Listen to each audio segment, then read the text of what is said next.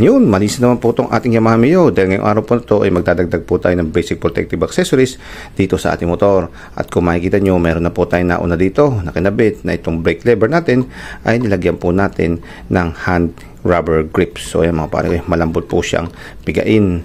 At syempre, hindi po mawala ang ating paborito na throttle assist. So assist po to pag tayo po ay nagtathrottle. At ngayon naman po, idadagdag natin ay maglalagay naman po tayo ng matting sa ating footboard. At isa pa po, maglalagay din po tayo ng tire hugger para po iwas talsik ng putik. At syempre, para maprotektahan po natin yung ating shock, ay lalagyan po natin siya ng shock cover. So unahin na po natin itong footboard rubber matting na nabili lang po natin sa halagang 160 pesos.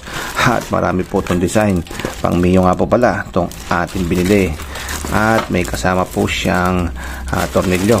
At yung tornilyo po na yon ay dito dapat ilalagay sa butas na to. Pero tayo ay hindi na po natin siya ilalagay dahil wala naman pong problema at hindi naman po ito masyadong lililipad. Yan, dahil tinatapakan naman po natin to. At ang sinasabi po natin tornilyo ay ito. At ito po ang ilalagay natin dapat dito. At papalitan na po natin ito, yung mga tornilyo dito.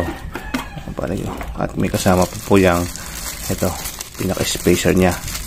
So sa atin, lalo po tayong balak ikabit to, ganyan na lang po, is okay na po sa atin. Then second, tulad po sa ating Honda Click ay maglalagay din po tayo ng tire hugger. At itong tire hugger na to, ang pinakamahal na tire hugger na nabili ko. Dahil ito po ay nagkakalagaan ng 350 pesos. At ang kanya po palang plastic, medyo brittle. Hindi po siya ABS plastic, kung makikita nyo. Kaya ingat po dahil baka po siya mabasag. Ito po ay plug and play na lamang at ready to install. Pero I think meron pa po tayong konting modification. Dahil nung sinukat po natin to, meron po siyang parts na tumatama. I think dito po at dito. So ang gagawin po natin dito ay babawasan na lang po natin gamit po itong ating grinder. Pag install naman, itong butas na to ay tatama po yan sa bolt na to at dito nyo po siya ilalagay. Kaya itong bolt na to ay ating tatanggalin. Since nakaganyan po yan, itong slot na to, ayan ay isasaglob po natin dito. Kaya tatanggalin po natin itong dalawang screw na to. Then, ipit na po natin at tignan po natin kung ano po ang tumatama. Ito mga pare ko, nagbawas po tayo dito dahil sumasahid po yung kanyang shock. At nagbawas na rin po tayo ng konti rito dahil sumasahid naman po siya dito. So, ito, pwede na po natin itong i-install. Ayan. At ipit na po natin for permanent. Unahin mo natin ditong ipit. Ayun, no. So, pag okay na po dito, ayun, kusa na po siyang lalapat at pwede na po natin ilagay itong dalawang screw. Then dito naman po ay yung isang screw. Tandaan nyo mga pare ko, since na brittle po itong ating tire hugger, medyo slight lang po yung paghigpit dahil baka po siya mabasag. Ito po yung forma ng ating tire hugger at tignan nyo, baka magustuhan nyo rin po siya. At lipat naman po tayo sa kabila.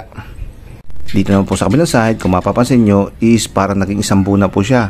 At luminis po itong part na to. Kumbaga naging compact po siya tignan mga pare ko. At sa ginawa naman po natin pagtapyas is okay na okay. At wala pong sabit dito sa ating shock. So yan mga pare ko, maganda po. At gumanda tignan tong ating panghuliang gulong. At nadagdagan na rin po ng proteksyon sa talsik ng putik. At hindi lang po tong ating mudguard, pati meron na rin po tayong tapaludo na katulong. Lastly, sa ating accessories ay itong ating shock cover. Pero teka mga pare ko, parang ang laki niya po yata. At parang nagkamali po yata tayo ng bili. Kung makikita nyo, ang taba nyo, ang pait lang po nitong ating shock. At yung haba niya is talaga naman po siyang mahaba. Ayun, at nang sinukat po natin, hindi po siya magpitpit dahil sa sobra niya pong haba. Ayan po, samantalang siguro, pwede na po siguro muna to. At hindi pa po tayo tapos dahil meron pa po tayong plus bonus sa kanya. Hindi po anti-kalmot ng pusa sa kanyang upuan dahil meron na po siyang seat mesh, matagal na po to. Ang plus ko na lang po sa kanya ay syempre yung kumot niya sa gabi.